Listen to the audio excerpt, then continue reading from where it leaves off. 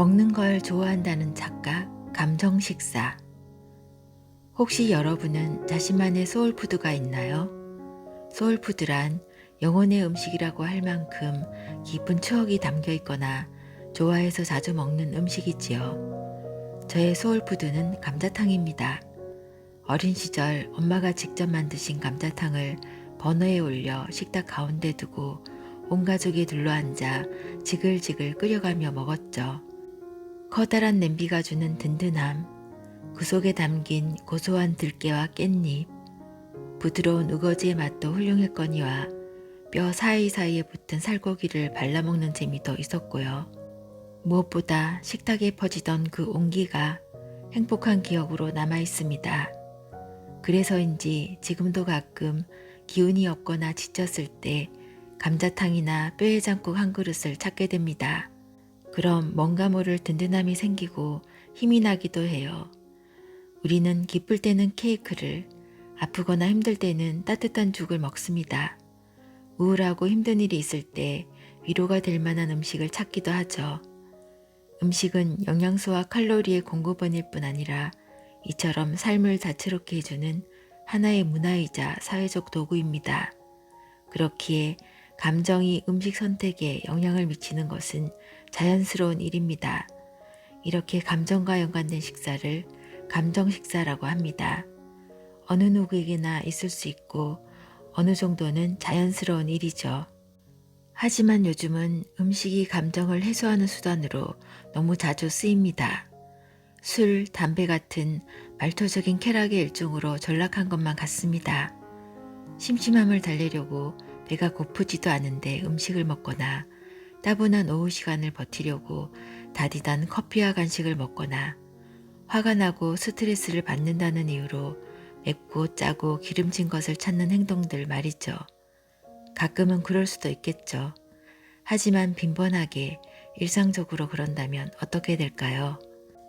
이렇게 감정에 따라 음식을 찾는 행동들이 잦아지고 습관이 될수록 포만감과 만족감을 느끼는 신호가 무너져 어떤 감정이 들든 자꾸 먹는 행동으로 연결합니다. 칼로리는 넘치지만 영양가는 모자란 식사를 하기 쉬워집니다. 스트레스를 풀기 위해 야식을 먹는 습관이 계속되면 심한 경우 야식을 먹지 않으면 잠이 오지 않을 정도로 생체 리듬이 망가지기도 합니다. 실제로 여러 관찰 연구 결과를 보면 감정 식사의 빈도가 잦을수록 장기적으로 체질량 기수와 허리둘레가 증가합니다. 당뇨병과 심장병의 위험도 높아지는 경향을 보였습니다. 그 이유는 우리가 감정적으로 먹을 때 선택하는 음식의 종류와 빈도 때문입니다. 약 3만여 명의 사람들을 대상으로 추적 관찰한 결과 우울, 불안, 외로움과 같은 감정을 느낄 때는 달고 기름지고 짜면서 칼로리가 높은 음식을 찾는 경향을 보였습니다. 또 배고프지 않은데도 간식을 먹는 빈도도 늘어났고요. 결국 총 칼로리 섭취량과 함께 체중도 증가했습니다. 사람들이 음식으로 감정을 해소하는 이유는 간단합니다. 빠르고 쉽기 때문이죠. 수십 년 전만 해도 과자나 음료수는 매일 먹기 어려운 음식이었습니다. 하지만 요즘은 자극적인 음식을 구하는데 큰 노력이나 비용이 들지 않습니다. 오히려 신선한 채소에 비해 훨씬 저렴하죠. 배달 음식과 편의점 간식도 접하기 쉬워졌습니다. 이런 음식들은 처음에는 뇌의 보상회로를 빠르게 자극합니다. 하지만 이 자극이 반복될수록 점점 묻어져서 나중에는 더 자극적인 음식을 찾거나 더 많은 양을 먹게 됩니다. 이런 상황에서 가장 큰 문제는 자신이 먹는 것을 좋아한다고 착각하는 것입니다. 적당히 먹는 습관을 만들면 삶의 낙이 사라진다고 슬퍼하죠. 하지만 진짜 음식을 좋아한다면 말이죠. 단 한 입을 먹더라도 맛을 온전히 음미하기 위해 노력할 것입니다. 생각 없이 해치우거나 양으로 승부하는 것이 아니라요. 케이크를 한 판 다 먹어야만 케이크를 사랑하는 건 아니니까요. 자고 있어야 할 늦은 밤에 야식을 먹어야만 행복감을 느낄 수 있는 것도 아니고요. 혹시라도 음식 자체가 아닌 먹는 행위에서 쾌감을 느끼고 있는 건 아닌지 돌아볼 필요가 있습니다. 감정적인 식사의 또 다른 문제점은 반복될수록 어느 순간 자신의 모습을 부정적으로 생각하게 된다는 것입니다. 맛있는 음식을 즐겁게 먹고 아, 맛있어서 기분이 좀 나아졌어와 같이 생각하기보다 아, 짜증난다고 또 단 걸 먹어버렸네. 진짜 왜 이러지?처럼 자기 비하적 사고나 자책을 하기도 합니다. 이러한 사고는 반복될수록 왜곡된 신체 인식에도 영향을 미쳐 자신의 몸을 실제보다 더 뚱뚱하다고 생각하게 만들기도 쉽습니다.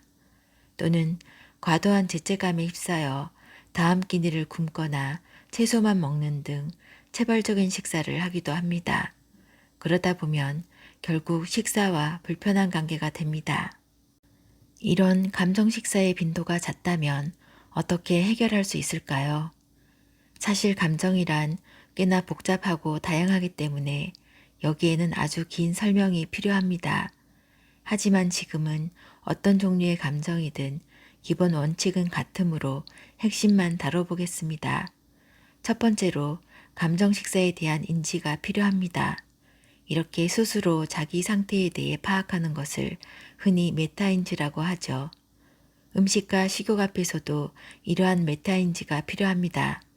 내가 지금 배고프지도 않은데 먹고 싶은 것은 아닌지, 우울하거나 지친 기분을 음식으로 해결하려는 것은 아닌지, 따분한 오후를 음식으로 극복하려는 것은 아닌지, 나의 감정과 상태를 먼저 인지해야 합니다. 두 번째로 자연스럽게 음식으로 향하는 손을 멈추고 생각해 봅니다. 나는 지금 왜 먹고 싶은가? 이 감정이 음식으로 해소될까?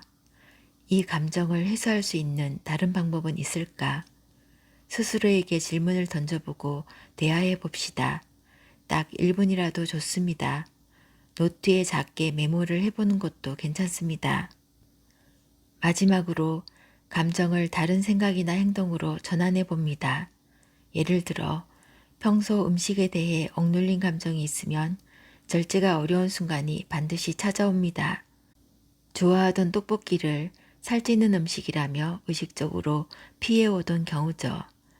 음식에 대한 자기 결정권이 사라지고 바깥에서 들어온 규율에 좌지우지될 때 스트레스 상황 같은 촉발 요소가 생기면 참아왔던 욕망이 폭발할 때가 있습니다. 이때 생각이나 행동의 전환을 해볼 수 있죠. 지금 스트레스를 받다 보니 밥을 먹고 배부른데도 그동안 참아왔던 떡볶이가 먹고 싶은 것 같아. 배고프지도 않은데 홧김에 이걸 먹어버리면 왠지 또 후회할 것 같아. 그리고 다음과 같이 생각을 전환해 봅시다. 이건 굳이 지금 먹지 않아도 원할 때 언제든 먹을 수 있는 음식이야. 나는 어떤 음식을 언제 먹을지 스스로 결정할 수 있어. 지금은 배고프지 않고 스트레스를 풀기 위해 이 음식을 먹어치우지 않을 거야. 기분 좋게 다음 식사로 먹는 걸 택할래. 이렇게 스스로의 상태를 파악하고 생각을 바꿔보는 것만으로도 도움을 받을 수 있습니다. 또 나의 감정을 다른 행동으로 전환해 볼 수도 있습니다. 피로를 산책이나 목욕으로 풀거나 따분함을 좋아하는 음악 감상이나 취미에 몰입하는 것으로 해결할 수도 있습니다. 스트레스 해소를 위해 신나게 노래를 부르거나 좋아하는 사람들과 이야기를 나눌 수도 있습니다. 이렇게 평소에 나의 감정을 해소할 수 있는 다양한 수단을 만들어준다면 감정적으로 휘둘리는 식사에서 나 자신을 지키는 데에 든든한 방어막이 될 것입니다. 이런 과정들이 처음에는 어색하고 쉽지 않을 수 있습니다. 보통은 별다른 고민이나 생각 없이 습관적으로 먹으니까요. 하지만 감정 식사가 잦다면 한 번쯤 내 상태를 점검하는 시간을 가져보길 적극 권장합니다. 나를 돌보는 일은 그 누구도 대신해 줄 수 없습니다. 물론 이 세 단계를 거친 후에도 그 음식이 먹고 싶을 수 있습니다. 그리고 결국 음식을 먹는 것을 선택할 수도 있어요.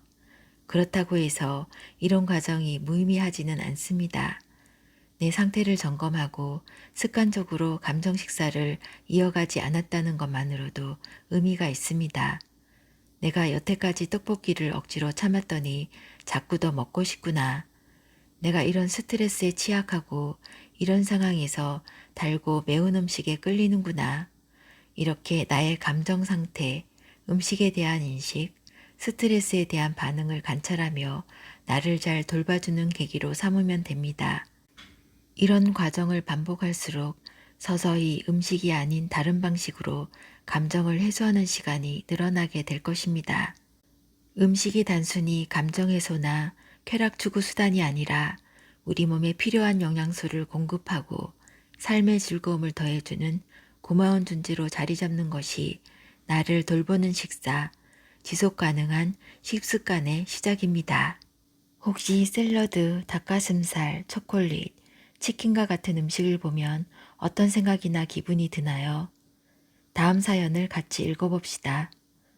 저 사실 초콜릿 진짜 좋아하거든요. 근데 그건 먹으면 안 되잖아요.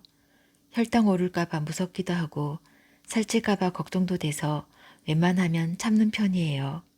근데 가끔 못 참고 먹으면 제 자신이 한심해서 너무 괴로워요. 뭐라도 해야 할 것 같아서 공복에 운동도 하고요. 근데 어제는 운동도 열심히 하고 샐러드만 먹었거든요. 그럼 한 번쯤은 먹어도 되지 않을까요? 아, 그래도 제가 잘 참고 절대 안 먹는 게 있어요. 밀가루 음식이요. 이건 완전 끊었어요. 밀가루는 진짜 최악이에요. 어떤가요? 혹시 나와 비슷한 부분은 없나요? 이 사연에는 현대인들이 갖는 음식과의 위험한 관계가 여러 가지 엿보입니다. 다이어트 세계에서는 이분법적 사고, 두려움, 죄책감, 형벌 주기, 조건부 보상, 강박과 같은 이상한 식습관들이 당연하게 여겨집니다. 몸매를 위해서 특정 음식을 절대 먹지 않고 특별한 운동이나 식단 스케줄을 지켜야만 다른 음식을 허용하고 그것을 지키지 못했을 때는 죄책감을 느끼면서 자신에게 벌을 줍니다. SNS에서는 20kg 빼면서 절대 먹지 않은 것들, 주말에 치팅하고 먹는 식단, 죄책감 없는 속세맛 레시피처럼 이상 심리를 조장하는 다양한 콘텐츠들이 매일 쏟아져 나옵니다. 바디 프로필이나 다이어트, 피트니스 대회를 위해 극단적인 시기를 하는 모습들을 자랑스럽게 보여주기도 합니다. 이런 내용들은 정상적이고 건강한 식습관과는 거리가 있습니다. 이런 콘텐츠에 반복적으로 노출될수록 음식과의 불편한 감정이 무의식 중에 자리하게 됩니다. 음식을 먹을 때 왜 죄책감을 느껴야 할까요? 먹으면 회개 운동을 해야 할 만큼 그게 나쁜 음식인가요? 샐러드는 벌을 받기 위해 억지로 먹어야 하는 음식일까요? 이 세상에 술, 담배, 마약처럼 뇌에 직접 작용해 기분과 행동의 변화를 일으키는 향정신성 물질을 제외하면 끊어야 할 음식은 없습니다. 다들 무서워하는 설탕조차 과하지 않다면 건강에 문제가 되지 않습니다. 극단적으로 과하거나 부족하지만 않으면 건강에 문제가 생기지 않는 것이 바로 영양이며 음식입니다. 우리는 음식을 통해 탄수화물, 단백질, 지방, 비타민, 미네랄과 같은 개별 영양소를 자연스럽게 종합적으로 섭취합니다. 다양한 식품을 골고루 먹는다면 영양소 섭취는 자연스럽게 균형을 이룹니다. 따라서 균형 잡힌 식사를 유지한다면 영양소의 결핍이나 과잉으로 건강에 문제가 일어날 가능성은 적습니다. 불균형한 식생활과 과도한 섭취가 건강에 해로울 뿐 완전히 나쁜 음식이 존재하는 것은 아닙니다. 우리는 음식을 선택할 때 단순 영양이나 칼로리 계산만 따르지 않습니다. 나의 기호와 음식에 대한 맥락, 누구와 어떤 식사 시간을 가지는지 등 다양한 사회적, 문화적 요소가 함께 영향을 미칩니다. 이런 것을 고려하지 않고 외부의 기준에 따라 식사를 통제하기 시작하면 음식과의 관계가 뒤틀리게 됩니다. 게다가 평소 먹는 것을 즐기고 좋아했던 사람이라면 부작용은 더욱 커질 수밖에 없습니다. 잘못된 다이어트 정보들과 이상한 규칙들은 사회생활을 어렵게 만듭니다. 사람들과의 식사 자리가 항상 스트레스거든요. 또 반동성 폭식을 불러 다이어트는커녕 오히려 더 살찌는 습관을 만들기도 합니다. 반대로 건강에 위해를 끼치는 강박, 거식으로 이어져 병원에 입원할 만큼 영양실조에 빠지는 경우도 있습니다. 이런 사연들을 너무나도 많이 접하면서 저는 다른 어떤 정보보다 건강한 식습관의 정립이 건강과 체중을 위해 가장 먼저 선행되어야 한다는 것을 깊이 깨달았습니다. 혹시라도 반복되는 다이어트로 인해 음식과의 관계가 어딘가 불편해졌다면 무엇보다 음식과의 편안한 관계를 회복하는 것이 먼저입니다. 한 끼를 먹어도 즐겁고 편안해야 합니다. 식사에서부터 만족감을 느껴야 합니다. 그래야 식욕이 안정되며 음식을 필요 이상으로 탐닉하는 시간이 줄어들게 됩니다. 만족과 감사함이 없는 식탁에서 접하는 다양한 정보는 체중 감량에 도움이 되지 않을 뿐더러 괴로움만 늘릴 뿐입니다. 음식은 우리에게 소중한 에너지와 영양분을 제공합니다. 사람들과 즐거운 시간을 보내게 해주며 소중한 추억의 매개체가 되기도 합니다. 이러한 식탁 앞에서 우리는 칼로리 계산이나 다이어트가 아니라 감사와 만족의 마음을 먼저 떠올려야 합니다. 어떠한 음식이라도 소중히 여기는 자세가 생긴다면 유지 가능한 식사는 저절로 따라올 것입니다. 이단비 저자의 습관 하나로 평생 가벼워졌다 읽어드렸습니다. 몇 주 전에 이 책을 소개해 드렸었는데요. 유익하고 좋은 내용이 많아서 오늘 또 읽어드리게 되었습니다. 책에는 소개해 드린 내용 외에도 요즘 많은 분들이 궁금해 하시는 핫한 다이어트 약 위고비에 대한 정보도 아주 자세하게 들어 있습니다. 저자는 가정의학과 의사이면서 또 영양 전문가입니다. 출산 후에 쿠싱 증후군이란 질환을 겪고 살이 찌고 또 살을 빼고 건강해지는 과정을 겪으면서 스트레스 호르몬의 위험과 비만이 의지만으로 해결할 수 있는 문제가 아니라는 것을 깨달았다고 합니다. 이런 경험이 환자분들을 조금 더 이해할 수 있는 계기가 되었다고도 합니다. 여러분은 어떻게 들으셨나요? 의사 선생님이 지은 책이라 내용이 조금 딱딱하지 않을까 생각하며 읽게 되었는데요. 많은 분들이 궁금해할 만한 유익한 내용들을 쉽고 편안하게 읽을 수 있도록 되어 있어서 재미있게 읽었습니다. 더 자세한 내용 궁금하신 분들은 직접 책을 읽어보셔도 좋을 것 같습니다. 도움되셨길 바라고요. 들어주셔서 감사합니다. 편안한 시간 보내세요.